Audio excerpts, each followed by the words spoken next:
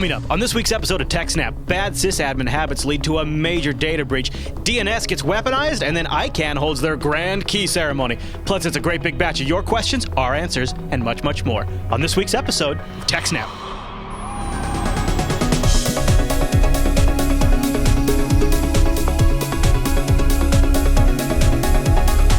Hi, everyone, and welcome to TechSNAP. This is episode 152 of Jupiter Broadcasting's weekly systems network and administration podcast. We stream this episode live on March 6, 2014. This episode is brought to you by our three fine sponsors, Godaddy, Ting, and IX Systems. I'll tell you more about those great sponsors as this here show goes on. Our live stream, why, that's powered by the incredible Scale Engine over at scaleengine.com. You got to go check that out. My name is Chris, and joining us every single week is our host, the admin, the tech, and the teacher, Mr. Alan Jude. Hey there, Alan. Hey, Chris, everybody. Thanks for watching. Hey, good morning, Alan. Crazy morning for me this morning. So I started just a little bit ago. I'll go in reverse chronological order. I burnt my bacon before we came out on the stream, which is, that's troublesome right there, right? Yep. I just got done meeting with the electrician at the new studio, putting like tons of Cat 5, and I don't even know how many ports. Actually, it's Cat 6. It's going to be crazy. But all of that process, starting all of that wiring and just going through all of that again at another house, you forget like how much work is actually involved when you have to run wire throughout a whole building like that. Especially when the walls are already finished. Yeah. Yeah. Oh, yeah. Yeah, like in the garage, we're going to have a garage set, and out there we're going to just go with conduit, and it's just going to be part of the look. But in the existing rooms, we're going to try to run it up through the walls. And we did a couple of cheeky things in my house. Oh, yeah? The ones for the back bedrooms, they have a closet with a shared wall. Mm-hmm. So they drilled the hole in the corner in the closet so that you don't see it. Yeah. And it comes up there and then busts through the wall in the closet and goes to a faceplate in the room so it looks normal.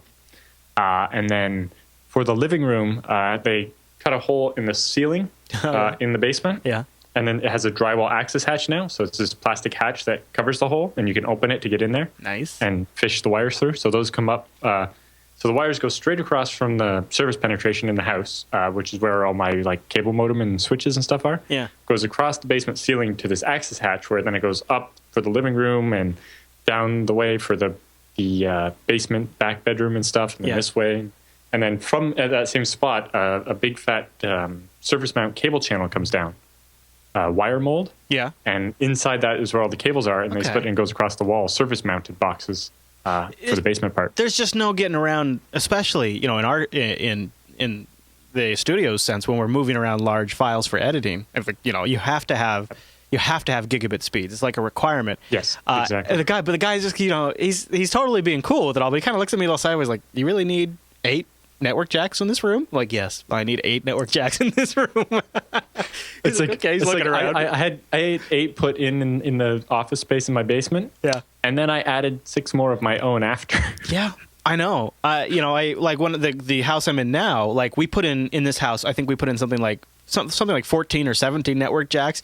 And at the time, everybody thought that was crazy. And I used them all. Every single one of them is used. So now it's all about power, too. At one point, I only have 2 to this computer room, and if I get the encoder up here, I'm not going to have enough. Yep, I know. It's like one of those jacks is going to have to come out and go to a switch, which will then connect multiple devices to that one port. And then you have the power problem when you start adding all these machines, and especially in a recording setup where you don't want to have any like ground loops or any buzzes.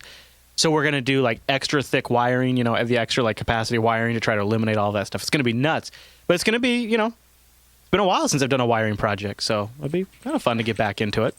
Well, we got a big show today. There's a lot of things we want to cover. We got a great roundup, some great emails in the feedback, but like we always like to do here on the TechSNAP program, we like to start with some news. So I'm looking at this story here where these hackers set off 60,000 alerts while trying to get some credit card data. I guess some people had their monitoring turned on. Yeah. So Neiman Marcus was one of the other retailers like Target that got targeted about that we haven't heard as much about, right? Right. Well, we got some details now. So the attackers breached Neiman Marcus and managed to stay inside the network undetected for 8 months. Oh, my goodness. During that time, their activities set off 60,000 monitoring alerts that were ignored. Oh, that's the other shoe that drops right there. That's ridiculous. Yeah. So throughout the 8 months, they were detected by the automated system, but the alerts were never acted upon. They said in some cases, the malware was removed from the point of sales terminals every day, but the attackers just reinstalled it. So they had a system to clean it up. It's unclear if the removal was due to like antivirus software detecting the malware, deleting it, right? Because it seems like that would have removed it right away every time they tried to re-add it. So then that suggests it maybe a setup like they had at the college, where every time you turn the computer off and turn it back on, it goes back to the default state, like a deep freeze kind of thing. Yeah, deep freeze, exactly. And so that, every time they power cycled the cash register terminals at night, when they brought it back up, it wouldn't be infected, and the attackers would just reinfect it. Yeah. Kind of like those Linksys routers we talked about last week, I think it was. Yes. Yeah. And so, they would reset and they would have to be reinfected. Wow. It also appears the attackers were not the same one who targeted or who broke into the target network. It seems to be different malware, different style, and just doesn't look like it was the same people at all. That kind of surprises me a little bit, actually. Yep. The malware used was significantly different, appeared to be slightly less sophisticated, and also was tailored specifically to whatever software Neiman Marcus was using, so that the executable name of the malware was very similar to the executable name of the legitimate software, so that if you saw one of the alerts, you might just ignore it. Yep. But the quote here from a spokesman for Neiman Marcus says, these 60,000 entries that occurred over a 3.5-month period would have been, on average, about 1% or less of the daily entries in the endpoint protection logs, which have tens of thousands of entries every single day. It's like, well, then what use is it? You're doing it wrong. And this is the point I was going to make, and I'm guilty of this, like when it comes to like cron jobs that send me like the error report. And I'll get to the point where, I know what that error is, and that's fine. I'll just let this continue. I'll ignore that. Continue your work. One of these days, I'll go back and clean it up. Well, of course, you never go back and clean it up. So, take a system a few years out, and now I'm getting 6, 7, 8, 10 emails a day from cron jobs that have some little error that's not critical, but it ends up adding this noise, and then you lose the important notifications in the noise because you just know there's so much crap in there. You almost just, it's kind of human behavior just to stop even looking. Yeah. Yeah, so it's important to eliminate, filter, or suppress false positives and other spurious reports. That way, when you get an alert, it's actually useful. Mm-hmm.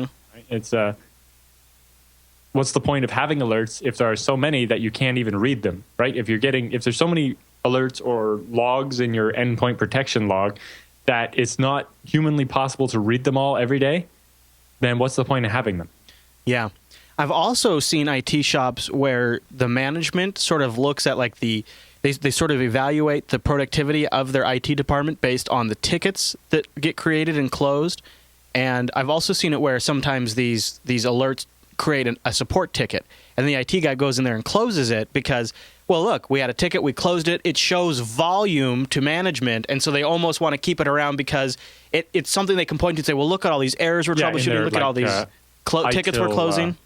Performance statistics and stuff. Yeah. So sometimes there's multiple reasons. If they're closing tickets without actually figuring out why there was that alert, right? That's the problem with management between false positives and like spurious reports and stuff. That's the problem with management by help desk, and it leads to that kind of corner cutting.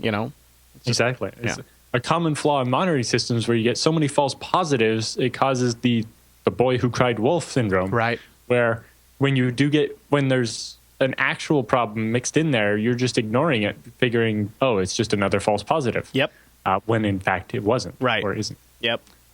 So NASA recently had an issue like this. It was last year, but the mishap report just came out. They recently released results of their investigation into a mishap where an astronaut's helmet filled with water and he almost suffocated. I heard about this, yeah. It found that the issue should have been identified sooner when a similar incident happened on the spacewalk before the one where this incident happened. On the one before, they thought or assumed that the drink bag had just leaked, and that's where the water came from. But they didn't actually check the drink bag to see if it had leaked, or there wasn't much follow-up or investigation into it. Mm-hmm. And so they just wrote off the problem as a leaking drink bag when it wasn't, and then when it happened the next spacewalk, somebody almost died. And the other problem they had was that the occurrence of minor amounts of water in the helmet had become normalized, right? It is happening so often that people just got used to, a little bit of water was normal. Didn't seem out of the ordinary. Right. Rather than investigating where that water was coming from and why it was there, they're like, oh, that always happens. And so, they never considered what would happen if more water happened, and why the water was there when it should never have been there. And the greater risk was never considered, and the root cause was never identified or investigated or solved, and so that's what led up to this near miss. Wow, it's interesting to think of it in that context, and that's more of a life and death kind of context. Right, but you can see the same context. If your monitoring is going off and you're just ignoring it, maybe it's a symptom of something that's actually wrong. Oftentimes, you don't notice until after, and be like, "Oh, I see." These alerts were going off for 5 days before this hard drive failed. Mm-hmm. It's like, oh, right. I guess I should have made the connection. But good point. All right, Alan. Any other thoughts on that story? No, that's about it for that one. Well, then I want to thank IX Systems for sponsoring this week's episode of the TechSNAP program. I think these IX Systems are some of the best out there. I know Alan does too, and they're all powered by Intel Xeon processors, which I am a huge fan of as well. Now, what is IX Systems? We'll find out by going to ixsystems.com/TechSNAP. They are the perfect convergence of open source community participation. Literally, they have people that work on the ZFS project, people that work on they hold the FreeNAS project. Yeah, I mean, they really are involved, right? PCBSD. And then they combine all of that back-end software expertise with an incredible hardware expertise. And they match it with they're almost religious about their quality, about their testing.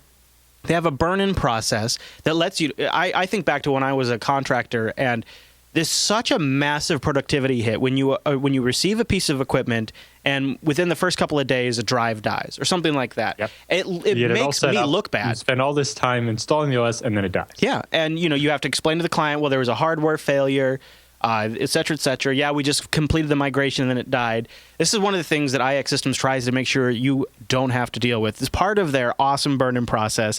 They also will build these things to meticulous standards. I can tell you I own some IX gear, and trust me when I say it's built so well. It feels so solid and really smart. And if you go over to ixsystems.com/TechSNAP, they've got the ultimate guide to buying a new server for open source. It's a free download. It's 11 key traits you must absolutely demand from your provider. If you're thinking about getting into this space, it's something you definitely want to consider. They've got a whole range of systems from personal FreeNAS boxes, which I think they just updated, didn't they? Yes, they just updated the FreeNAS Mini. It's now has 2 gigabit Ethernet ports and a new processor that can saturate both. It's actually using an 8-core server Atom processor. Oh, really? That only draws 17 watts. Oh, wow. That is slick. Yeah, and it's got I'm trying to find it. The processor's only 17 watts, but yeah. They got a brand new case for it, too. Man, does that look so awesome. Sexy. That looks so good. With the integrated air filter and everything? Yes. The all-new FreeNAS Mini. If you've been thinking about getting a NAS for your business or for your house, I can give you my personal recommendation for this one. Look at that thing. It's quite beefed up significantly, right? The 2 gigabit Ethernet ports with a CPU that can saturate them. CPU with support for AES-NI for encryption if you want it. It's got... oh, yeah, I see. That's great. A bunch of other stuff. Up to 16 gigs of RAM.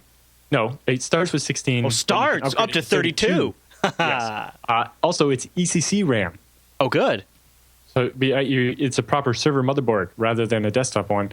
And because of that, it also has IPMI, so you can remotely manage it. Oh, nice. So you can turn the power on and off remotely. You can reinstall the OS remotely. Yeah. And, all the server management features you'd expect. Yeah. In a tiny little unit that's quiet, you can have under your desk or in your living room power, too, which is so awesome. That's so great. Yeah. With the Intel's new server Atom processor, you get 8 cores at 2.4 gigahertz, support for AES-NI and everything on a very, very small power envelope. And, of course, then on the other end of the spectrum, they've got big iron rigs, too. We're talking massive storage, tons of RAM if you want it, tons of processors. Yes, they follow that whole spectrum. The Intel E7 V2s and E5 V3s are, the E5 V2s. Anyway, It's like giant 8-way machines. You know, they can build a machine with 8 3 gigahertz processors in it for you if you need, and terabytes of RAM. Maybe they just send that to me for a little bit. And you know, I know you guys. You kind of, if you're gonna partner up with a company, and this is a great company to partner up with, you might want to know a little bit about them. Well, you can go over to ixsystems.com/TechSNAP. That lets them know you heard about it here on the show. You appreciate them supporting the TechSNAP program, and then dig around their website. Like for example, up on their site, they have a history timeline of IX Systems, and you can kind of see they've really been kicking off. Right. And yeah, when you scroll down, you see all the different community events over the years they've been part of. And I'm sure you're about to see them too. You're about to head out. I bet you'll run into them. And they have Chris and John and a couple people will be in Asia. Nice. Yeah. So they've been around since 1990, huh? Is that what is this? Or is that okay? That's when at BSD. I see. Here's IX Systems right here on the timeline. That's awesome. So you can see kind of in relation. People are the same all the way through. Yeah. Look at that. This is really cool. There's PCBSD on the timeline. There's FreeNAS on the timeline. That is a cool timeline. Yep. So go over to ixsystems.com/TechSNAP, and a big thank you to IX Systems for sponsoring this week's episode of TechSNAP. Alan and I are big fans, and that's where we buy our gear from. Yep. It's important. And on the related note, Intel just released their new SSD 730 desktop drives. Basically, they took the server, the data center drives, the S3500 data center drive, and overclocked the controller by 50% and the NAND flash by 20%. And made a desktop drive. They started about $1 a gigabyte, which is a little high for the regular desktop, but the speeds are crazy. The 480 gig model does 550 megabytes read and 470 megabytes write, but the IOPS are crazy, like 89,000 read IOPS and 74,000 write IOPS, and that's full span random, not the 8 gigabyte random. So it's just ridiculous. That's the also 730, huh? Yes. The endurance is 70 gigabytes of writes per day, or 128 terabytes over the 5 years. Compare that to the older Intel 320s or 330s or whatever. Yeah. They had an endurance of 15 or 20 gigabytes a day. So this is jumping up to 70 gigabytes a day. Yeah. That's a great drive. I want it. And, if you're more in the data center field, they have their S3700s, which have a write endurance of 1.3 petabytes or something. Yeah. Yeah. It's they have 10 times the size of the drive every day for 5 years is the write endurance on the S3700. By the time you use that up, you're going to get new storage anyways. I mean, yeah. And, over at techreport.com, where they have a review, they say they've been doing an ongoing endurance test. And they found so far that the numbers promised by Intel are kind of like a pessimistic number. Like they lowballed it a little bit. Yeah. Well, this is what Intel is guaranteeing you'll get out of the drive. Right. Yep. So they want to. Right. Yeah. That's really cool. Alan has a link to that. More information of that in the show notes if you guys want to check that out. Yep. The Intel 730 series solid state drive. Oh man, that makes me want to build a new computer right there. Okay, well, our next story, we've talked a lot about routers getting taken over, maybe redirecting their DNS. We have a good example of that happening now, don't we? Yes. Team Simru has just released their white paper called Soho Farming. And this is about an attack that has changed the DNS settings on as many as 300,000 routers on the internet. Wow. Including models from AirLive, D-Link, Micronet, Tenda, and TP-Link, among a bunch of other manufacturers. So it's not targeting one specific model or manufacturer. Okay. Some of the attacks use a JavaScript attack. So you visit a website on your computer, some JavaScript loads, and it actually creates an iframe or something that goes to your router, to a specific URL, and attacks your router, whether that's just, doing default password tests. You remember if we covered an article a while ago where they would just include an image in an email that would actually try to load admin:password at router IP. And when it's an iframe like that, it's being browsed on the user's computer, so it's internal, it's on the LAN, it's connecting to the LAN interface. So unlike some of these other attacks we talked about the other week, they don't require you to enable remote administration. Right. You just have to be on the LAN, and you just have to have your web admin port open, which probably all routers do for local administration. Exactly. And so this one, it would allow them to, using default passwords, get into the router and change the DNS settings with like a couple of lines of JavaScript. Some of them also took advantage of cross-site request forgery and other techniques to get access even without knowing the password, including there was one attack where by going to a certain URL, you could reset the password to blank. So hit that URL and then hit the DNS settings change URL, and you wouldn't be prompted for the password. It would just it would not require a password and allow you to log in and change the DNS settings. Or another one had a certain file you could visit, a certain URL you could visit, and it would download the configuration as a text file, which included the password, which you could then use to log into the router. Yeah. So just by asking the router nicely for its configuration, there you go. And where it wouldn't ask you for authentication, you could get in.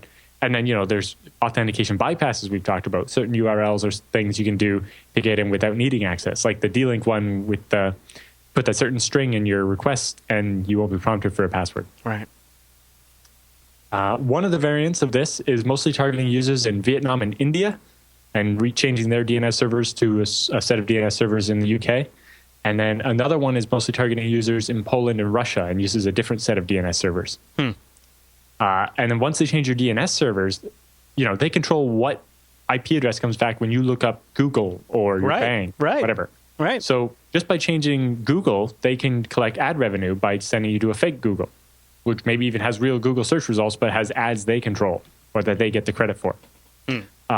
Or in Poland, they were actually targeting banking. So when you go to one of your Polish banks, instead of getting the bank's website, you would get this fake website. That would either just be a phishing type website, or would actually be a proxy passing you through to the bank's website, but intercepting everything you were doing. So that they could wait until you log in and then initiate a transfer from your account to theirs or something. The targets may have more to do with the infection vector. They might not specifically been targeting people in Vietnam and India, but it could actually be a kind of watering hole attack, right? If the website they stuck this JavaScript in to attack the routers was on a website that just happens to mostly be visited by people from India and Vietnam. That they're going to get more of that kind of demographic then. Yeah, and so, they could easily target other places. All they would have to do is find a website they can infect that is visited by Americans instead. Right. Although, because what makes that unusual really is that Vietnam and India are really not considered the high-value targets for people's computer takeover to do banking Trojans and stuff. Yeah. But, they might have other stuff. Well, and if you're just going for ad impressions, that changes the equation, the value equation a little bit. Partly, but, even advertising networks will pay more for North American traffic than they will for Asian traffic. Someone in the chat room asked, couldn't this be stopped if your browser filtered iframe requests? It doesn't necessarily have to be an iframe. They could do an AJAX request even. They can do a bunch of different things to make JavaScript access the other page. Like the simplest one was actually the one we talked about, I think it was December of last year maybe. Send people an email with an image where the URL for the image is on their LAN and is actually not an image. So it shows up as a broken image, 1 pixel by 1 pixel or whatever. And what it's actually doing is accessing your router. Right. And I made this point recently too, but I find it to be so these kind of attacks. I think it's so perfect for their timing. Number one, I think you could probably make an argument that this could be happening on a much larger scale, but the people who are doing it that aren't getting caught are just doing things like, instead of getting Google ads, you're getting their ad network. It's really minimal. You almost wouldn't even notice it, even if you knew to be looking for it. That could be happening a lot more than we realize. But the other thing is we're really coming at a point where these first, second, and even third generation routers are just getting super old, like we've talked about.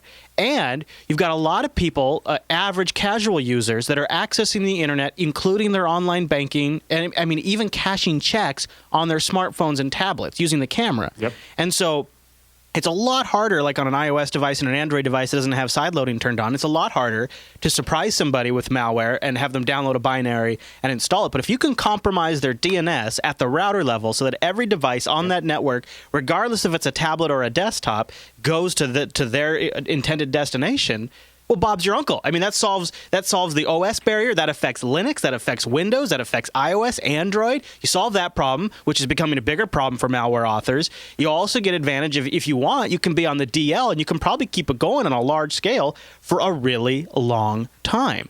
I mean, you could have entire businesses that have their DNS get redirected just to get ad revenue, right? I mean, you could have even just like a bad IT guy redirect that stuff to his private ad network and make money off the staff. The scale of this is all over the place. Interesting. And again, this has been as these trends come up, this becomes a soapbox we have to get on a lot about these old Soho routers. Well, at the very end of the PDF file, they actually have a timeline kind of showing how bad things have actually been over the last 2 years. Oh, interesting. So they start back in the beginning of 2013 when Kernel botnet found that there's lots of Soho devices and potential for abuse all over the internet. And then the SIRCOM backdoor affected multiple vendors and allowed people to take over devices. And then in about February or so, we had Rapid7 came out with their report about unsecure UPnP devices, and there was millions of them exposed to the internet. That's big. We covered that. Yep. And then ActionTech routers deployed by Verizon's Fios service were found to be vulnerable to an attack. And then, we saw the Jules backdoor, user agent backdoor in the D-Link routers that we talked about back in September. And then we had Team Simru uncovered the Soho farming scheme. And then we have the cross-site request forgery affects all TrendNet routers.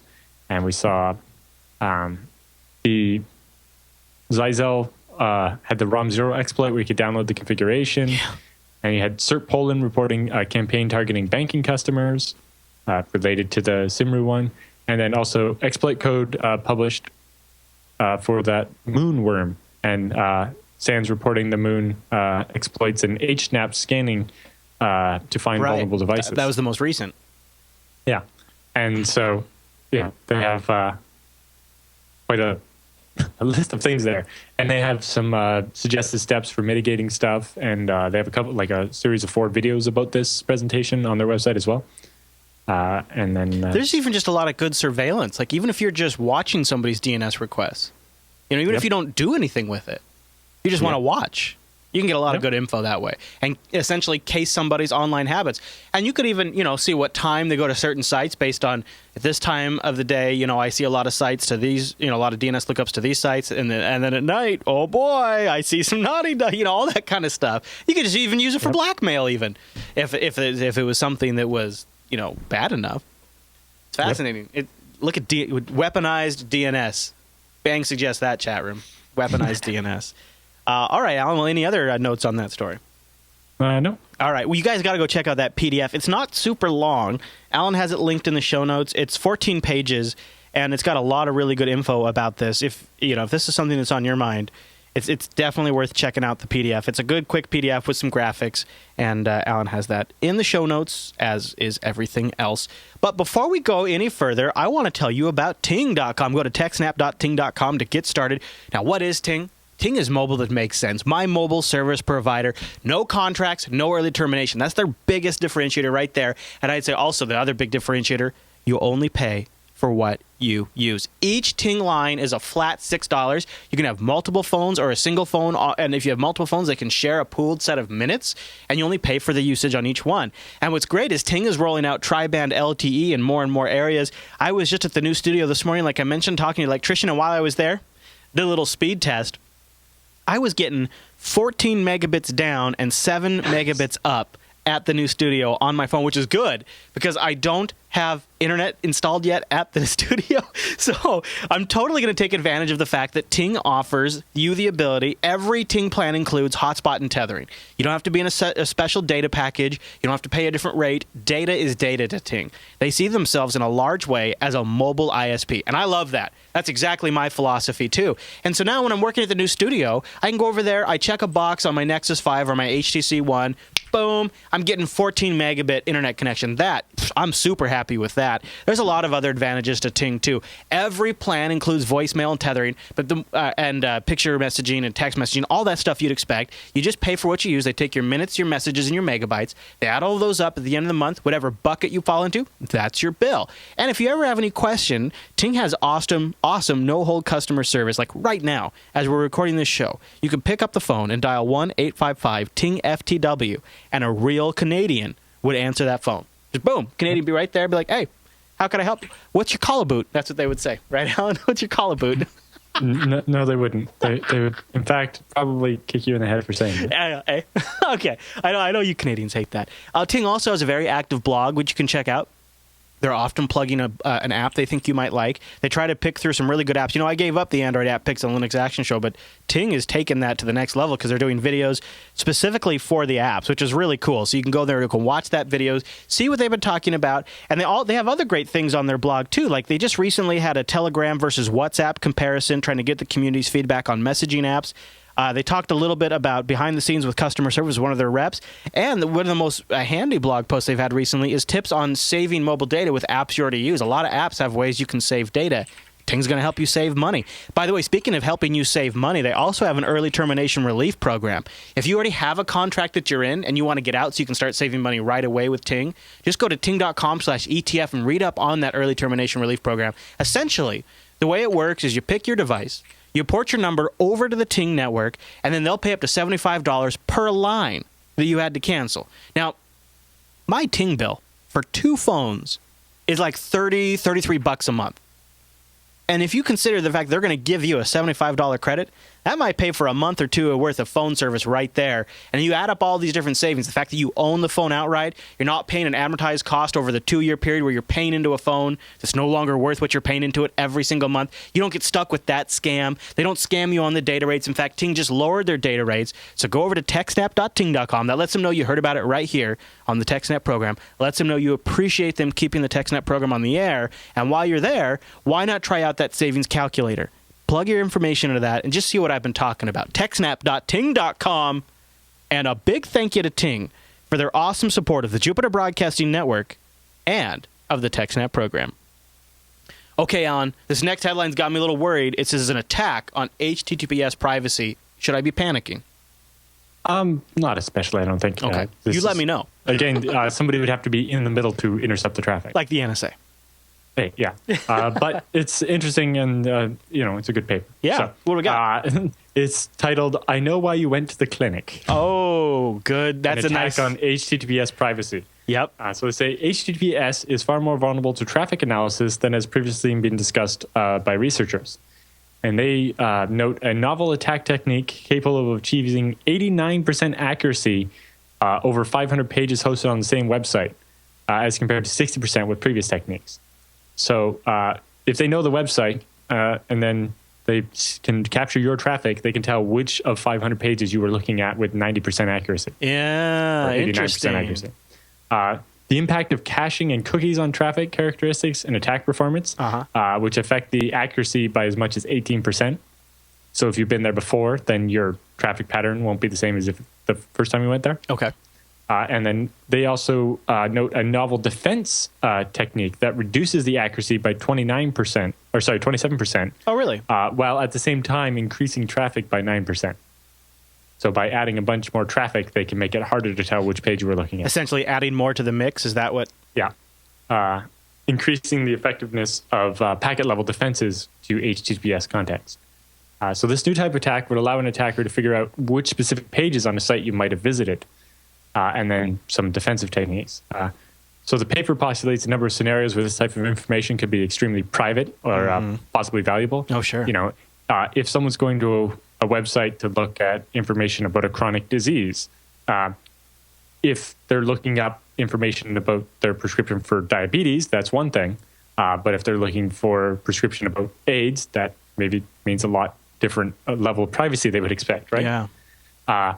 Or, if you're going in for a medical procedure and you're looking it up on the internet first, there may be a different level of privacy expected if you're looking up an appendectomy versus an abortion. If you're a public figure and you're looking up marriage counseling or something like that, that could be embarrassing. They said also not only healthcare, they targeted legal advice and monetary advice. But, yes, the fact that you were consulting web pages about divorce could be used against you in a number of different ways. The list could go on, right?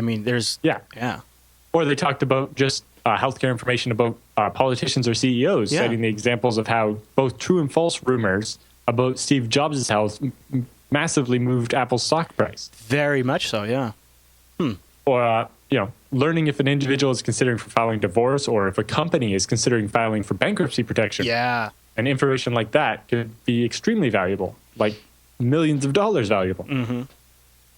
Or like you said, attacking a politician by knowing their medical history or their financial history or their relationship history and things like that. They say that the attackers may have a number of motivations, including just advertising. We've seen ISPs intercepting traffic just to find patterns and advertise to you, especially some of this more medical stuff. People in certain situations would be willing to spend all kinds of money, and you could take advantage of them very strongly by advertising certain things to them. Mm-hmm. But just in general, we've seen ISPs try to intercept your traffic and understand it just to spew advertising at you, right? I forget which ISP we were talking about a couple months ago that was basically doing the man-in-the-middle attack against Google searches that we had talked about in the previous story, but to all of their customers just for the extra money. And it's one of the reasons I think that Google has switched to all HTTPS. But also employee and security monitoring, right? If you want to just monitor what all the employees are doing at your company, then you might be doing this, it's hard to monitor what they're doing if it's all over HTTPS, right? And, for security stuff, it could be important to you to check that, what they're doing on LinkedIn or what else who they might be talking to or whatever. I wonder if... And then you have, NSA-style surveillance, just looking at people and getting information or whatever. Yeah. Or even censorship, right? A number of countries have attempted to break HTTPS by, doing fake certificates or taking over certificate authorities or hacking them or whatever to make fake versions of Gmail or fake certificates for Gmail so they could intercept traffic going back and forth to Gmail and go after dissidents or reporters or whatever. I wonder when they said they could... they said there's steps you could take to sort of increase, the add noise. Is that server-side stuff, do you think, or that's something the client would take?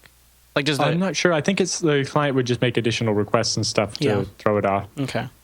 I guess technically what you could have Firefox doing in the background is just like loading pages you weren't actually looking at. Yeah. Right? And so if you load 100 pages on the website while you're visiting it, they can't tell which one you were actually reading. Right. Get like some sort of performance extension that tries to pre-cache pages or something. Yeah. Of course, the problem with all those was always sometimes a link actually performs an action rather than just doing stuff. So but I tell you, it's you think of SSL, I think you think, oh well, it's totally private, it's totally secure, but it absolutely makes sense that there would be ways to determine, even if you can't determine the contents, if you know what URL they went to, that's good enough. That's essentially quote unquote metadata, isn't it? In a way, or more than metadata. Yeah, because you can just go look at it. Metadata is what you have. It's just what IP address they went to, maybe what websites are happen to be there.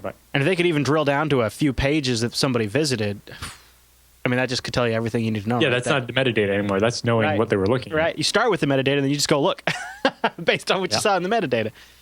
Creepy. Yep. All right. So, so they have the full PDF there. Goes into insane detail with math and everything. Yeah, math is good and insane. Yep. Well, why don't I say thank you to our last sponsor this week, and that is Godaddy.com. And guess what? There's new top-level domains out, and we've got a new promo code for you to get 15% off if you use the promo code GO15OFF3. That's all one word, GO15OFF3. GoDaddy has been a longtime sponsor of the TechSNAP program, and now you can find a whole new set of names. There's hundreds of new domains available, including .photography, .estate, and .guru. Alan, I think you could get away with .guru for something. Like streaming.guru, huh? You should do it, actually. So go over there, check it out. Use the promo code GO15OFF3. And by the way, you can also create your website with GoDaddy's Easy Website Builder. It's a new tool they've rolled out. You can run your business anytime, anywhere. They've also are offering Office 365. If you want to roll out Office 365, get 15% off with our promo code Go15OFF3. So maybe it's a new top level. Maybe it's a .com. Last week on the show, I bought LinuxAfterparty.com, which is great. That was my idea, by the way. That was. Thank you. And I just use it now as a forwarder. I might point it at something eventually, but it's just forwarding right now to whatever I want to forward it to. Whenever we're doing like an on-location event, we'll just use that URL so people to look up the after-party information, because we're always going to have an after-party. I mean, hello. Party don't start until the after-party. So go over to GoDaddy.com and start your own party. Kick it up a notch and get 15% off when you use the promo code Go15OFF3. And a big thank you to GoDaddy for their longtime support of the TechSNAP program. They just keep rolling out all kinds of new products. They've got, I mean, I've got a little behind-the-scenes info on what they're working on, you guys, and they're really just going at it super aggressive these days. Mm-hmm. So save that. Go15OFF3, and a big thank you to GoDaddy for sponsoring the TechSNAP program.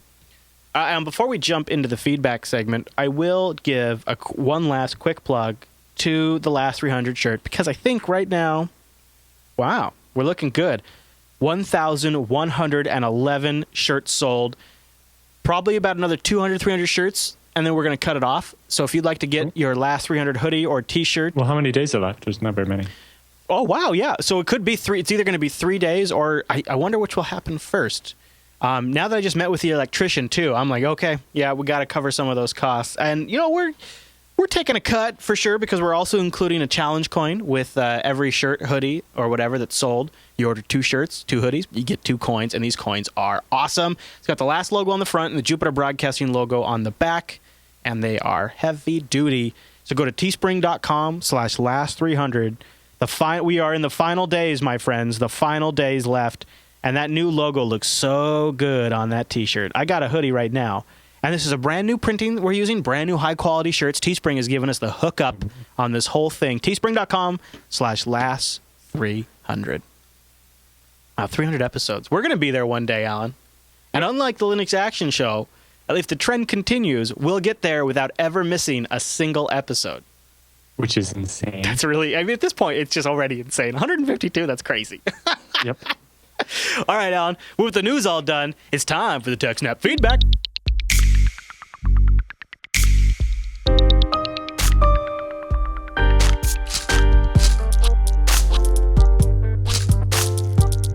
Thanks for sending your emails to techsnap@jupiterbroadcasting.com, or popping that contact link at the top of the Jupiter Broadcasting website, or even better, starting a thread in our subreddit over at links.techsnap.tv. And Alan, we got a lot of router questions. We got some wireless questions, some NAS questions. We got a good smattering of questions today. So why don't we start with David's question? He's got a wireless problem. He says, I have a strange network problem at work. I'm not the network administrator, but I have experienced severe degradation of performance when using wireless. I do not even know the first step in diagnosing it. Even providing search terms tools I could use would be helpful. This is what I'm noticing on wireless. I use tools like TracerT or MTR on Linux to test time to get to a site like, say, Google.com. I noticed that I hopped to the main gateway, then 2 others until I arrived at the internet gateway. Each of these hops is 1 millisecond or less. From the gateway, I noticed that I get over 20 milliseconds of latency for each hop until I reach the destination, but there's no packet loss. If I do the same on a wired connection, I get a different wired gateway first, then 2 more hops to get to the same internet gateway. From the internet gateway to Google.com, I go through the same hops, but it does it with less than 3 milliseconds of response time. What is happening? Why is the wired connection so much faster? Why am I getting 20 seconds on Wi-Fi and 20 milliseconds versus 3 milliseconds? Is the problem with the way the wireless gateway handles the packet as it sends it out? Is it a problem with the interface and the interference in the air, getting packets in return? I don't think the latter, since I'm connecting to internal sites, doesn't seem to show the same latency. What do you think? Thanks in advance. Well, it comes down to a few things. Wireless is never going to be as fast or as reliable as wired. That's just the nature of wireless. Part of the thing with wireless is that it's a shared medium, right? Everybody is in the same. Everybody's using the same air, so it means 2 people can't talk at once. Otherwise, you hear both at once and you can't understand it. on wired networks, we have switches that create virtual circuits and mean that you have a dedicated line between you and the other person. No one's talking on it.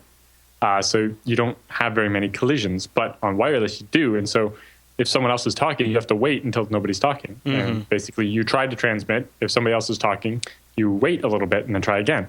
And that wait time gets bigger every time. Yeah. Right? Because if somebody was talking and you tried to talk and it didn't work, and you're like, I'm going to wait 2 seconds and then try again, and you're going to wait 2 seconds every time.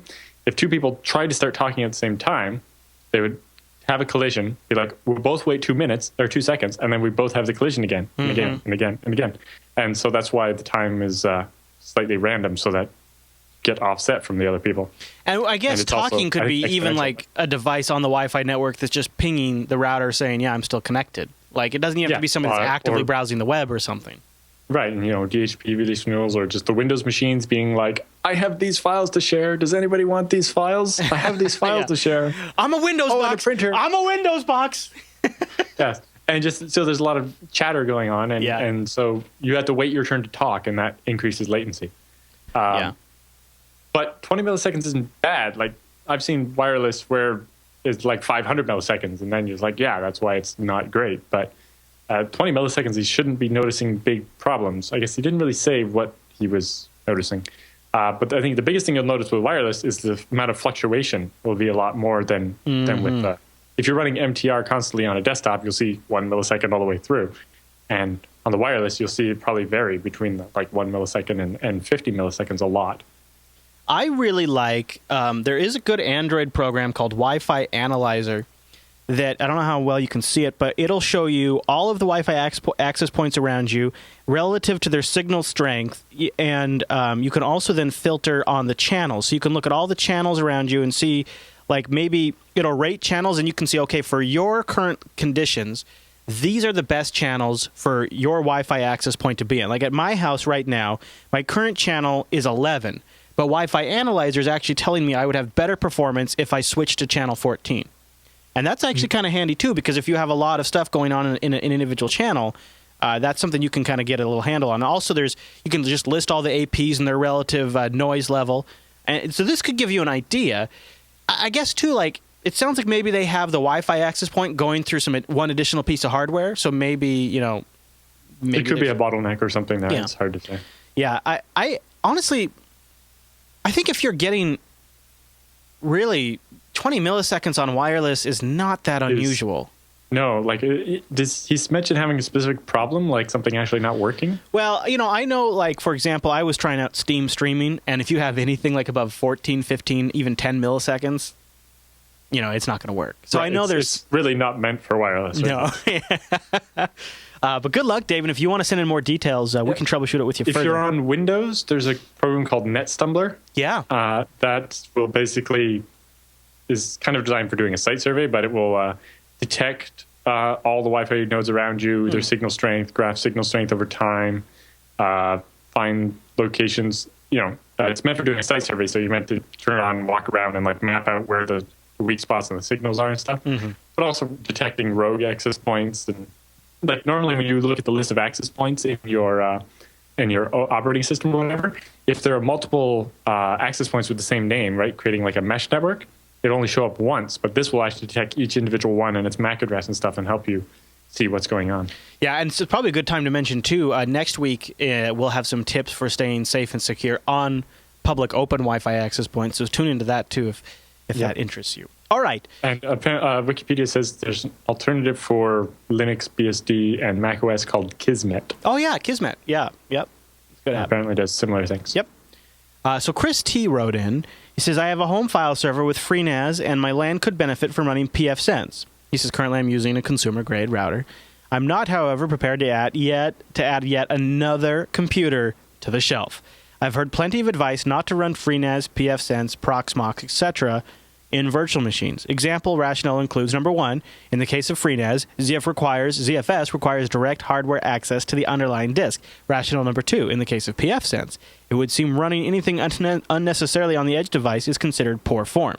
But I wonder, assuming the server hardware has enough horsepower, is it still infeasible to run both PFsense and FreeNAS together if I do this through a type I or Type 1 hypervisor like Xen. Since it's a bare metal hypervisor, I can provide each guest with direct hardware access to the physical controllers, and even if it needs a very isolated method. If I did this, I think I would have to keep FreeNAS on its current bootable USB and attach a second bootable USB for PFSense. As I'm currently just using an onboard LAN controller, I think I'd also need to get at least a dedicated dual-port NIC for PFSense to control, if not a second dedicated single-port NIC for FreeNAS to use directly. Any thoughts, warnings, encouragement, documentation, or cautions would be greatly appreciated. Thank you. You can run PFSense and virtualization, although FreeNAS, I really wouldn't, because even on a Type 1 hypervisor, you're still virtualizing the disk, unless you're using hardware pass-through, and that's a lot more complicated. And will require support from the disk controller and a bunch of other stuff. For the networking, with virtualization, you could probably combine them, right? It depends on your needs.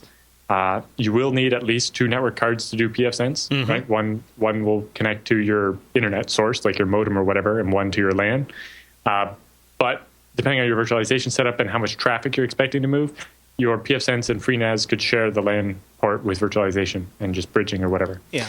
Again, it comes down to, are you expecting to push, 50 or 100 megabits through the PFSense, or are you expecting to push a gigabit, in which case you want the virtualization of the network might slow you down and make that harder to do and use a lot more CPU for no reason and so on.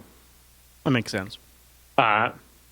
Hopefully one day, FreeNAS, Beehive will be ready. And so when FreeNAS is based on FreeBSD 10.1, which doesn't exist yet, and Beehive is better, we hope to be able to run PFSense on top of FreeNAS in Beehive.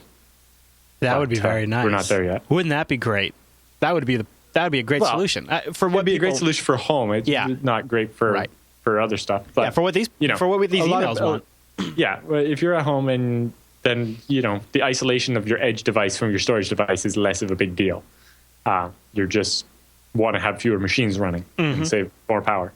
Which is a more practical concern for the home user. Yeah, and with the FreeNAS Mini having 2 network ports now, it's kind of all set. Although, because it's an Atom, I don't know about the virtualization stuff with Beehive. I don't know about VT, yeah. It has VTX, but I don't know if it has extended page tables, which is required for Beehive. Ah. Wow, an Atom processor has VTX? Only the Atom server processors, the brand new ones, like the C2750s or whatever they're called. Blown my mind. Just blown my mind. It has AES-NI as well. For encryption off. Yeah, that is super cool. Okay, kind of along the same vein here, Philip writes in. He says, "Hi, Chris and Alan. I've been a listener for about a year or two now. I almost entirely stopped listening to music in my car now, and I listen on my way to work, and I've replaced it with JB Podcast. I keep up with Last TechSNAP, Linux Unplugged, Coda Radio, and sometimes the others here and there. I'm writing because I have a question about PFSense setup that I hope would benefit others. Let me explain where I've been and what I'm trying to do. I have an AT&T ADSL home connection with a /28 block of static IPs. I'm required to use their modem or router since it's ADSL.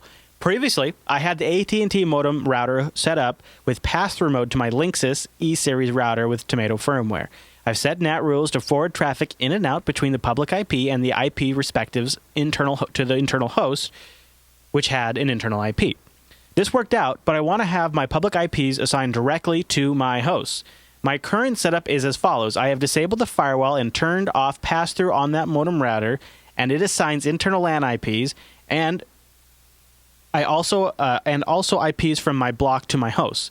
This works okay and is about halfway to where I want it to be. I have an Ubuntu server set up with virtual machines running on it, including PFSense. It looks to me like I have 2 options. Number 1, set up a bridged firewall with this and put it between my AT&T modem and my switch such that all traffic coming to my network goes through this PFSense and is filtered by its firewall. Routing is done by the AT&T modem and acts as the gateway. Number 2, you set the AT&T modem back in pass-through mode again and have it assign its public IP to the PFSense box. Have PFSense allow hosts on my network to have public IPs and behind a bridge transparent firewall. I also would allow other hosts to obtain internal LAN IPs whose traffic would be routed by PFSense. I'm not 100% sure about option 2 if it's possible and how it's done. So his question is, which option is better? Ways. And his second question is, well, all right, so we should start with so what option he wants to know do you think is better? Why don't we start there? I would say put the modem in bridge pass-through mode and have PFSense do everything. It'll just be easier. You can trust PFSense to do what you tell it, and I don't know much about the modem. For PFsense, you have two options for that. It has a system for one-to-one NAT with virtual IPs. So your machines inside would still have a LAN IP, but every port would be forwarded from the matching public IP, which would give you mostly what you want. Wow, he made us a diagram, Alan. Did you see that? Oh, I didn't see the diagram. Yeah, he made us a diagram. Okay. So yeah, it gives you, with the one-to-one NAT, you're saying this external IP maps 100% to this internal IP, and that gives you everything you were looking for. The other option is that you can do a separate network segment, either just using VLANs or a third network card in your PFsense. Mm-hmm. And if it's virtualized, you can make as many network cards as you need. Yeah. And that would allow you to basically have a DMZ for all the things that need public IPs, and then a separate LAN for all the things that would still have your LAN IPs, and have the PFsense control access between them. Yes. Yeah, I like that. I too say put that modem in bridge mode, and he's already going down the path of not. He's going down with option 1 already. I say stop. Don't trust me, because what you'll do is you'll get it all set up if you keep that modem in that piece in that role, and then you'll hit some sort of limitation or something you want to change down the road, and you're going to end up making the PFsense box the control of all of that anyways, because the PFsense box is going to have a better interface. It's going to give you more options long term, and I like what Alan's saying is maybe it's a good time to play with the DMZ and isolate stuff out like that. That's probably a really good idea. I'm looking at his diagram now, and it's showing his PFsense VM has 3 Ethernet, ETH 0, 1, and 2. Well, if 0 goes out to the internet, 1 goes to the switch that has all the machines that need public IPs on it. Yeah. And ETH 2 goes to his Linksys router that does the wireless and has all the LAN clients on it. Then he'd have that isolation already. Yep. He's almost there. And he can basically do a routed subnet to the machines that need public IPs, and have his natted subnet for the LAN clients. Or he can, if he wants to keep them all in one LAN, he can do it with by using the one-to-one NAT mappings and having the servers inside have private IPs but have a public IP one-to-one map to that IP. So it's like port forwarding but on every port. Mm-hmm. Mm-hmm. And that way, all the traffic still goes through the free NAS, and you have full control over everything. Very good. All right, Dahamian writes in, and he says, I want some router recommendations. In TechSNAP 150, you mentioned that both of you avoid consumer routers. While I currently use an Airport Express, I'm interested in purchasing an enterprise-grade wireless router, both for the benefits you mentioned in the episode and for my own education. Do you have any recommendations? What's your setup like? If it says enterprise on the box, it's going to cost a lot of money and not necessarily be any good. Yeah, that's very true. That's unfortunately very true. For wire, it depends on what your needs are, like how much wireless you need versus how much wired and stuff. You might look at the PFsense website has a store where they sell hardware pre-configured with PFsense, and it's really nice for that. Yeah. I don't know that much about wireless. I try to avoid it. So my house is all wired with gigabit Ethernet drops in every room, and my wireless is run by a $15 little doohickey I bought in Japan. I went the route of I bought a TP-Link TL-WR1043ND, and then I replaced the route. I specifically bought this unit because it had 5 gigahertz Wi-Fi, and I wanted a custom firmware. And so You bought one that was yeah, it's not really so much about the hardware anymore, is it? It's about the firmware that's on it. And that's a huge part. And that gives you the advanced features. Firmware. Yeah. See, really what you want to do is you want to start your search for a wireless router that's compatible with alternative firmwares and work your way out from there. So instead of figuring out what hardware to buy, figure out what firmware you want to use and then determine which firmwares are supported. DD-WRT comes and goes in terms of overall support, but there's Tomato. There's a few other ones. I really like it.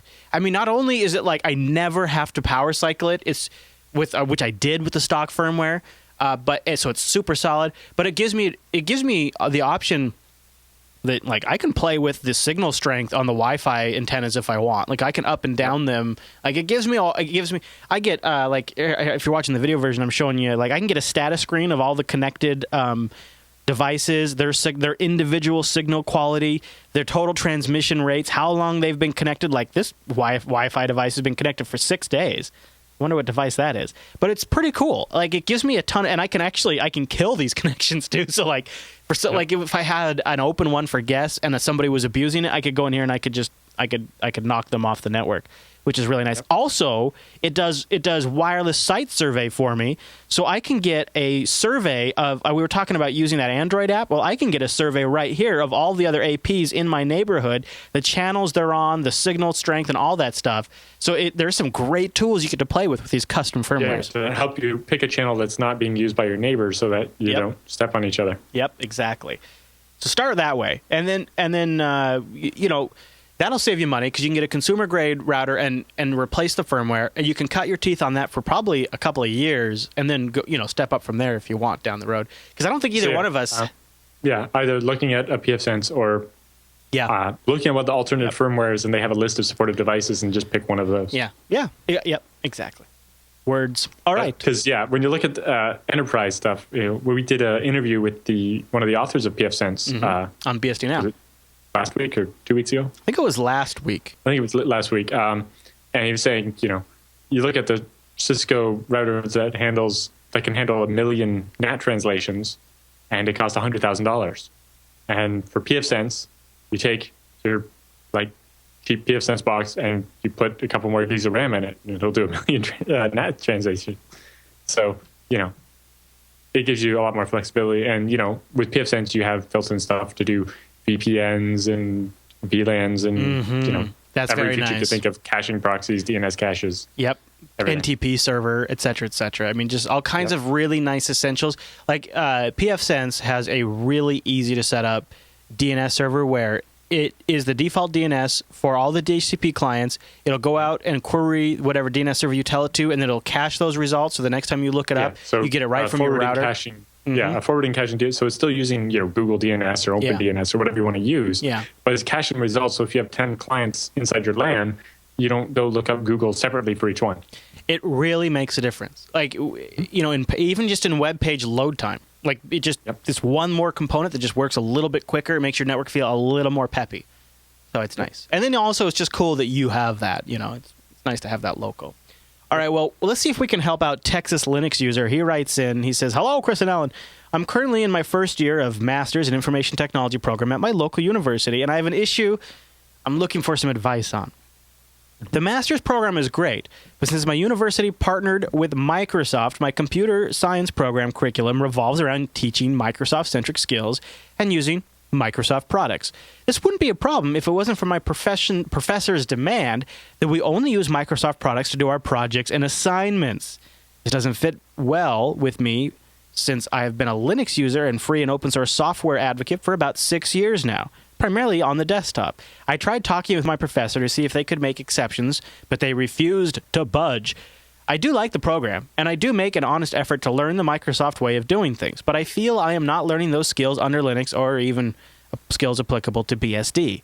For example, we learned how to create a DHCP server on Windows Server, but I have no clue how to do that on a Linux server. Since I want to use free and open source software in my future career, I want to make sure I have solid skills. My question, is there any resources that I can make use of so I can have a one-on-one understanding of Microsoft's and of Linux's networking, so I can have a one-on-one understanding of Microsoft and Linux networking skills? Thanks, and keep up the great work. What do you think, Alan? Well, the specifics of configuring the DHCP server are different, but the DHCP protocol is the same. So if you're learning how request offer ACK, etc. works, then you still have that knowledge when you go to translate it to Linux. That's very useful. And the same applies to setting up a DNS server. The records and stuff are still the same. The rules about what an A record is and what its name is and so on are still the same. It's just the configuration is slightly different. And honestly, in some regards, back in old versions of Windows Server, it was just bind ported to Windows. Now it's their own thing. But. And there's on the Windows side, both DHCP and DNS have Active Directory integration that you're not going to see on other operating systems. But like Alan's saying, the core protocol, that stuff's going to be translatable. Who was in the chat room? Hawkins the Wizard said he had the same problem when he was going to a university. And looks familiar says what's that? I got lucky at the school I went to. We were taught them concurrently. So that's nice. On on the I'd have like 6 classes a week, and one of the classes would be like Microsoft Admin 1, and the other one was like Unix Admin 1, and we'd set up. That's probably unique, right? Maybe a little bit. Or like when we had an email server class, it was split into 3 parts. The first part you learned Microsoft Exchange. The second part you learned IBM Domino, and the third part you learned Postfix. Gosh, that's great. Or the web server course. The first half was IIS. The second half was Apache. Huh. When I started the program, they even taught Novell instead of just. So it was you learned Microsoft, Unix, and like BSD and Linux. Cisco and Novell, but they dropped the Novell part. I think the unfortunate part is the market reality, and this is what's so. I have a lot of complaints with computer education. I guess you could call it, in larger institutions. I don't know about everywhere, but problem I have is really as far as market demands, the BSDs and Linux boxes are generally better suited for these networking type services. They're lower profile, they're lower resources, they're more secure. And they make good bind. They're not necessarily what's in demand. If you're going to a large enterprise, if it's a Windows shop, Windows. Yeah, if it's a Windows shop. If it's an internet startup, sure they have Linux everywhere. Yeah. But I think if you're going into a bank or even at the bank, we started with Microsoft DNS and eventually migrated off of it. Right, but you need some Microsoft DNS to do Active Directory. Yeah, I don't think it's necessarily a bad skill to have. Right. But I can see where, depending on, because of the way universities and such are structured, they're more looking at what the big enterprise consumers of their graduates and are what they can for. build a curriculum around, right? With materials and courses and goals. And that's what the Microsoft thing, the whole Microsoft suite, Microsoft has a whole series of books, right? They've got this, it's packaged, it's productizable. The school I went to specifically avoided vendor lock-in like that. Rather than teaching the Cisco wireless course, we were taught that like Planet 3, they found the only other textbook. And, once you learned the course, you could go take the Cisco exam and pass it. But they specifically avoided teaching you just the Cisco way to do it. I think that's important. I really do. Because in my experience, the guys I have worked with who have been singular in their vendor focus have been the least reliable when you're trying to plan big picture things. You're trying to talk about like a lot of different out of the box stuff. They have a very vertical mindset. They understand this particular stack very, very, very well. But you go outside that, you go a little on the horizontal, and you've lost them. I just feel like it's so tempting for schools to sort of unintentionally promote vendor lock-in because it makes their job easier. And also there's probably a little financial deal there too. Well, I can understand like the professor's point. When I get sent a document that I can only open on a Mac, I'm like, no. Like a Pages file or something? Yeah. Exactly. I was like, what's a Pages file? There's not even my open source software will open this piece of crap. I know. And so is having a requirement that you send me a Microsoft.doc file was, it made my life easier. What about the requirement that he use Windows to do the work too? Well, if it's a course on setting up a Microsoft DNS server, I don't see how you're going to do that without using Windows. Yeah, maybe at the school I was at, we had the Microsoft Academic Alliance, where we would be able to get a license for like Windows Server 2012. Yeah. To install on a virtual machine at home. Yeah. Rather than having to pay, because the email server course, we needed Exchange Enterprise Edition, which retails for like $10,000, and we got a license for free to learn it, to do our homework at home and stuff. When the professor wants a Microsoft.doc file, you can probably get away with creating that in LibreOffice, but you might not be able to, right? Is sometimes you create the doc and then when you open it in Word, it doesn't look the same. So you might be stuck. Mm-hmm. Mm-hmm. Good stuff. And good luck really with that. Nothing you can do about it. Yeah, really. But like Alan said, at some point, you're probably better off not trying to resist. Right. And focus on learning the essentials, the protocols, and think of it as this is another tool in your quiver now. You know how to do this on the Microsoft side. You can take a lot of this. So his question was about self-teaching. There is a lot online We're going to have a new how-to Linux show in the future that'll show you how to do this kind of stuff. That'll be a resource. There's a lot of resources out there to do self-teaching on this kind of stuff. So like Alan said, learn the basics of DHCP, of, DNS, whatever it is, and then down the road, you'll find that you can quickly apply that to other technologies. Because honestly, things like bind, they're not that complicated. Not in their basic level. Well, yeah, when I taught that, I don't know if I can still do it now. Probably. When I was teaching that course, I could write out an entire zone file on the whiteboard without looking at a computer. Yep. Which is a little insane.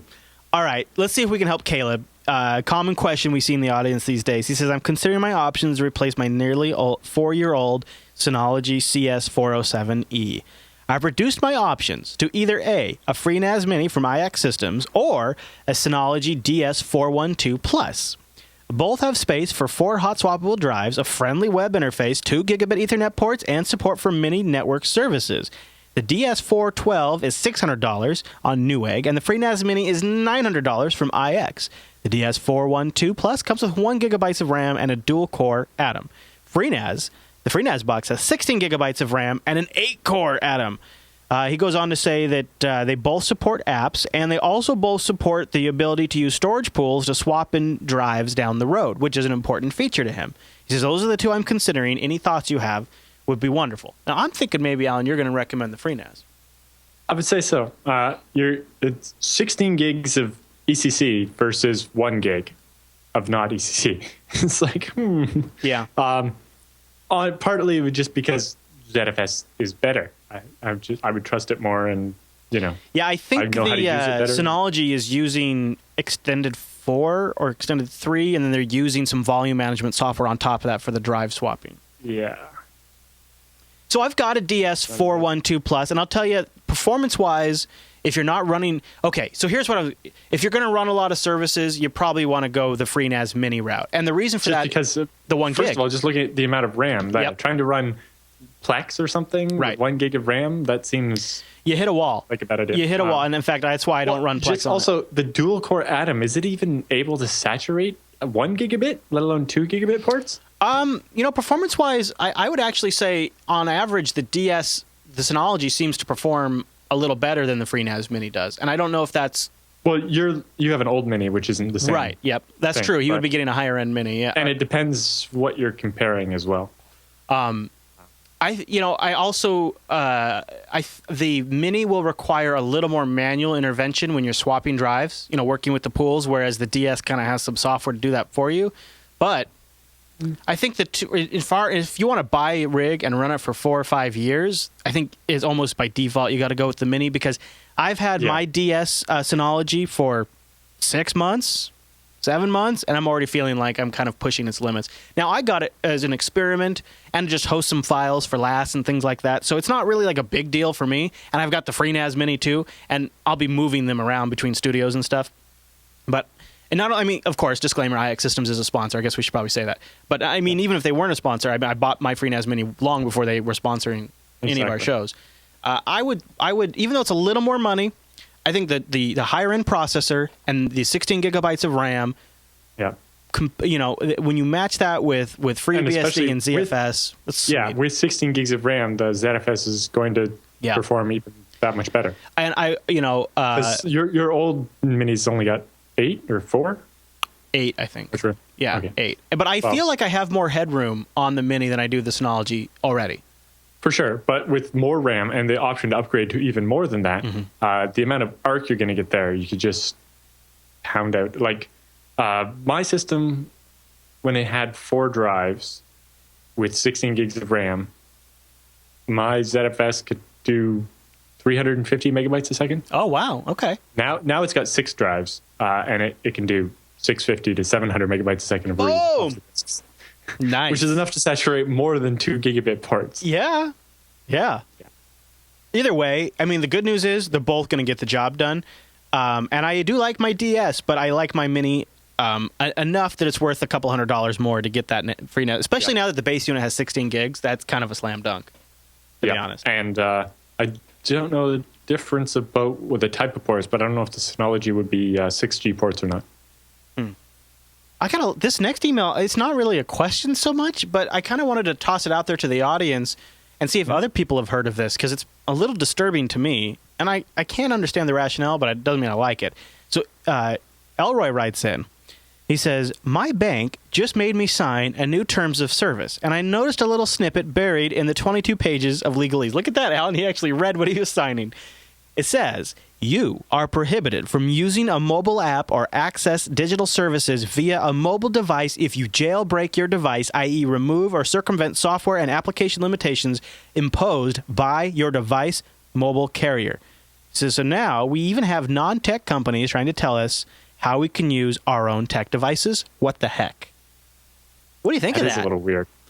Because I think technically, I was thinking it was more like an automated thing where they detect like CyanogenMod or something and be like, you can't use our app with that. But isn't that seem like the next step though? If you're doing this, yeah. Well, burying it in there where no one's going to see it is kind of an interesting thing. I'm guessing they so that they at some point can say that, if your device was compromised or something, they'd be like, oh, well, you weren't supposed to use it with our service, and so we're not liable for the money you lost. That's probably what it is right there. It's probably that. But I also wonder, is just getting root, does that qualify? And if it does, that almost offends me. I'm guessing maybe at some point, whoever wrote the banking app that they would install on your device says, if somebody has root, they can mess with our app. Yeah. And of course, they could do an app. The app could check. It could check for that and, kick out if they wanted to. They could be a little more aggressive. Possibly, but I imagine they're more concerned with you tampering with their app and making it, it seems like maybe their app isn't as secure as it should be. And they're like, well, if somebody has root, they could make our app do something we wouldn't want it to do. Oh, good point. Yeah. I find it offensive in some sense because for me, having a device that I don't have administrative control over, it seems irresponsible. Mm-hmm. And so they're forcing me to use my devices irresponsibly. I mean, I was professionally paid to secure networks and devices. I'm pretty comfortable securing my own devices, and if you don't want to let me do that, then I don't want to use your services. That's the kind of thing that would make me want to quit a bank. Not always an option though. But if you've had that happen, drop a line in our subreddit over at TechSNAP or links.techsnap.tv. I'd be curious to kind of crowdsource this one a little bit and see if other people have seen similar. Maybe it's not just banking. Maybe there's other agreements out there. I don't like it, Alan. It's a slippery slope. All right. So there you go. There's our feedback for this week. You can send us another question. Go over to jupiterbroadcasting.com, click that contact link, and choose TechSNAP from the drop-down. Alan, I want your security questions, your networking questions, all kinds of anything along those veins, sysadmin, your hardware questions, all that stuff. Send them in to us. We'll answer them on a future episode of the TechSNAP program. And don't fret, because if you sent in something this week and didn't see it answered, check next week's episode, because we're recording 2 episodes today, and we might just get your email in that episode. So, all right, Alan, with the feedback all done, that means it's time for the TechSNAP Roundup.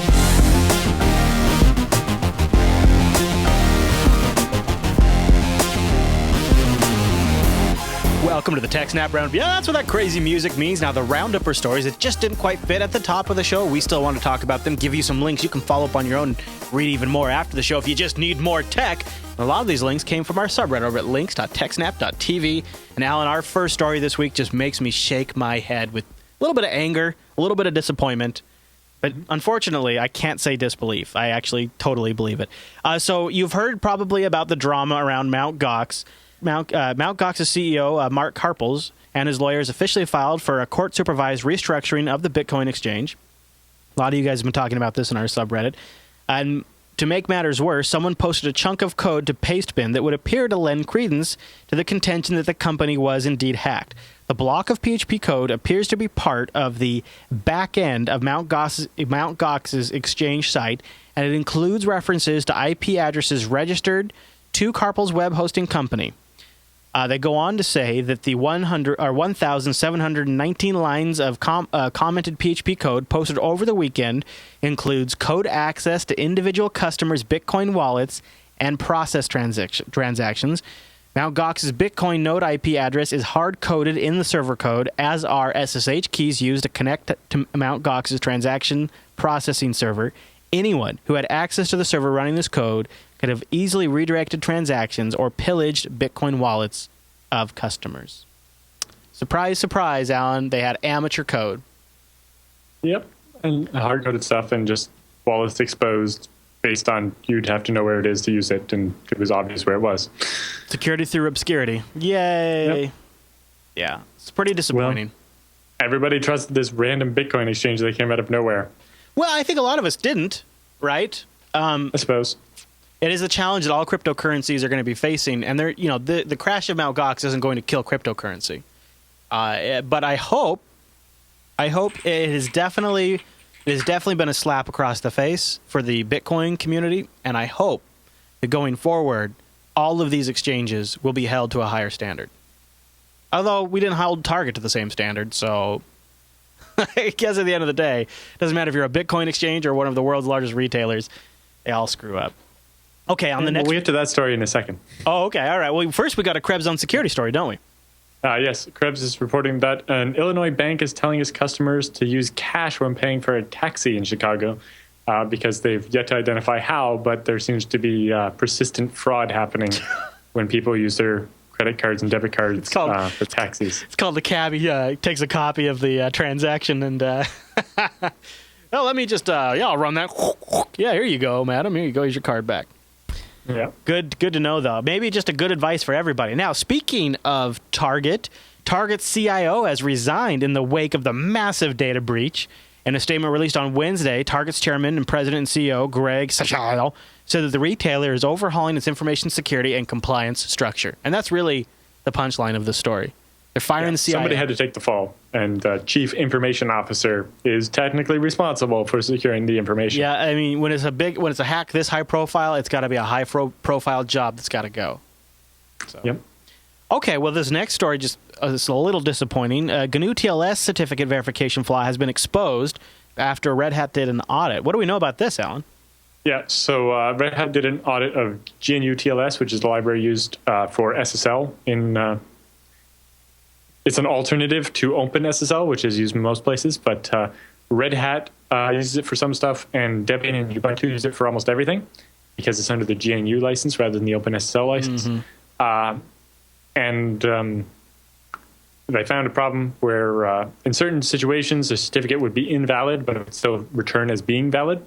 And so this would allow someone to present an invalid certificate and have GNU TLS not pop up a warning. Yeah, it has an eerie similarity to the go to fail bug we talked about last week.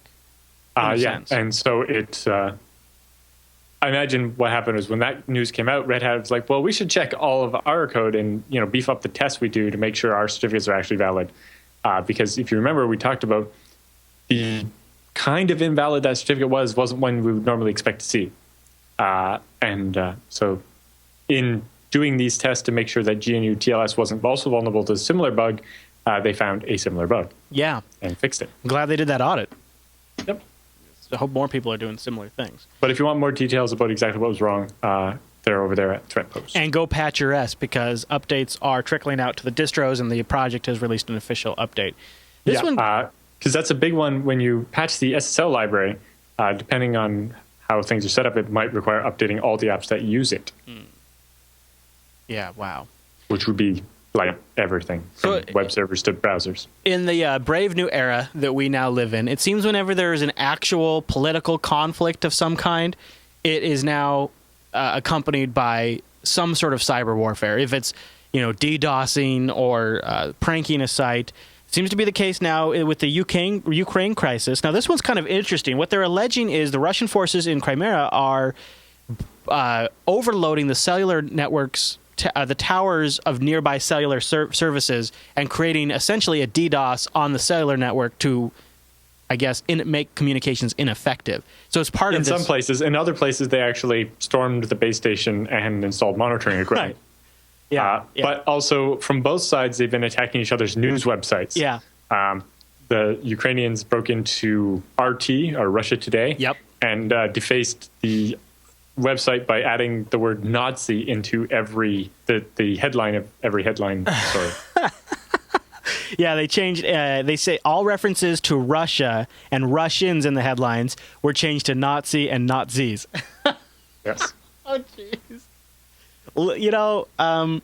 The cell phone tower thing could actually hurt some people. The RT attack, I don't know, for some reason that tickles me a little bit.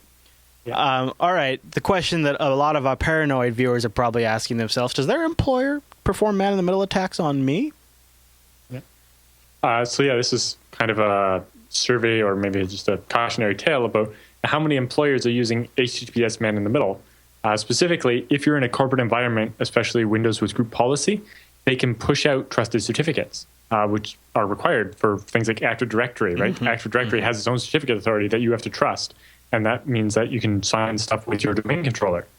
Well, they could then issue fake certificates for, say, Gmail or for an SSL proxy, so that whenever you're going to a website, you're actually hitting this proxy, which is then decrypting the traffic and then re-encrypting it as it goes out to the website, allowing them to monitor it in the middle. We talked about RelayD in OpenBSD has the ability to do this if you can trust the certificate you give it to create the intermediate certificates. And so the question is, how many places are already doing this? Yeah, probably a lot.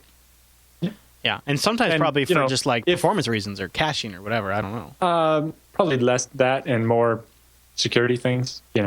Knowing what your employees are doing might be important. Yeah, it might be important just to be able to block Facebook and things like that. Right, with Squid, you can block based on URL and stuff, but you can't tell when it's encrypted. So if you decrypt it, then you can pass it through your regular rules saying, "Hey, block Facebook." Right, and everything that lets you get to Facebook. Or at the same time, find out when somebody is trying to send off email to a competitor with secret information, or when someone is spending their time at their job finding a new job instead of doing their job. Now, our next story... That person might be a security risk or whatever. Our next story would seem to suggest that when you say, have the keys to the internet, there's actually some physical keys you get. Almost, yeah. So the Guardian took part of a key signing ritual, Alan. What did we find out? So this is... because of the way ICANN works and stuff, there's always the concern of what if we need to recreate or modify the root of the internet, the dot domain. Yeah. So how there's like .com and .net and the new ones, but after those there's just .. So it's actually JupiterBroadcasting.com . Yep. And that dot at the end is the root, and they control .com and .net and pass those off to VeriSign and .org to affiliates and so on. And that's where all the security signing, like DNSSEC, starts. And so they have to have a key for that. And they just changed the key. And so they had to have the people that control the key come together and create the new key and break it up and take it away again. So apparently there are 7 people that each get a part of the key on a smart card. And then they go and store that in different safety deposit boxes and stuff. And then they have the physical key to access the smart card. And then each of those people have like a shadow, a second person. That way, if one person isn't available, there's the second person that they can get. Yeah. So there's 14 people in total that control 1/7 of the master key. And one of the things that they change it every couple of years. One of the top requirements they have for selecting these people, I mean, among the other things, is they have to be geographically diverse. Yep. Which I think is smart. Well, for more than one reason. Not just so that they wouldn't be affected by a natural disaster or something, but so that one government doesn't have control over all the people. Mm-hmm. Great point. Yeah, so the link that we have in the roundup, actually, they were even able to take some video of the key ceremony. Yeah, well, it's not that secret. It's just required to be secure. Yeah. I've never seen it, though. It's pretty cool. No. You get to see a little bit of the gear they use, which is kind of neat, too. I always am interested in following that. And they go into these big cages. So they have the safes behind locked cages, which are in a secured room that you have to have biometric authentication to get to. I mean, this is serious stuff, which as it should be, should be. But the whole video is linked in the show notes, and it's pretty fascinating to watch. Okay, well, good news for OpenShift fans. It now supports Windows, and GoDaddy has joined OpenStack. What's going on here? Yeah, so OpenShift, the company behind it, has released all their integration code for Windows. So that means you can now use OpenShift to support Windows servers on top of OpenStack, including support for .NET and MS SQL apps. So if you're a company and you, for example, have a mix of Linux and Windows servers, you can now run both of them on your OpenStack. And this allows you to, keep those couple of .NET apps you have or whatever, rather than trying to replace them or having to keep Windows servers around just to support that one .NET app or whatever. Yeah. That's great. And yes, so Godaddy is joined OpenStack, and so we'll be able to run this stuff on the Godaddy's VPS and cloud services as well. That's big. That's big. All right, well, our last roundup story is bad for you gamblers. Well, if you've ever gambled at the Sands Casino. Hold on, you skipped a story. Oh, I did? Oh, I did. Yes. The Snowden leak. Yes. So that's given the Internet Engineering Task Force a needed wake-up call on security and privacy, and they had a meeting recently where they discussed a bunch of this stuff, and we have some of the coverage on that. Very good. I'm glad they are. I'm glad they're taking it seriously. Mm-hmm. Okay, now, the Sands Casino, their website got hacked, and it looks like maybe some customer data was leaked. Yeah, it's not clear exactly what customer data was on the website or how people used the website. Most likely it was like hotel reservation type Booking, stuff. Yeah. Booking, but that'll have everything, including up to your credit card information. Address, credit card, phone number, name. Yeah, exactly. Yeah, that's no good. Yeah. Maybe they might even have a column in their database if you're a high roller. Whale with a little check mark. I don't know. Probably more likely a whole notes field, but yes. Or void. That would be in mine. Does not gamble at all. Just stays in here for the hotel. I just can never bring myself. I've done a little. I've gone to Vegas, I think 3 or 4 times, and I think I've gambled at the slot machine maybe twice. So half the time, and it's been like 15 minutes.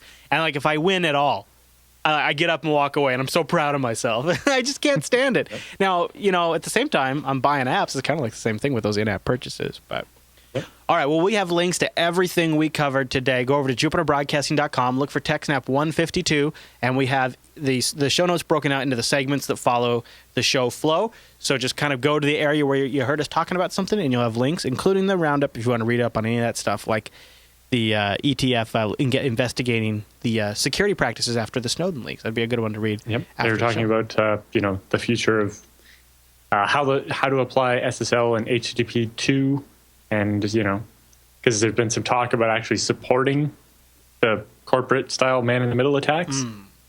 So making man-in-the-middle attacks harder, but making there a codified way method. To I which can see that. Seems like I understand it, but at the same time, it's like, how is that going to work? Yeah. How do you stop somebody from doing that when you don't want them to? Yeah.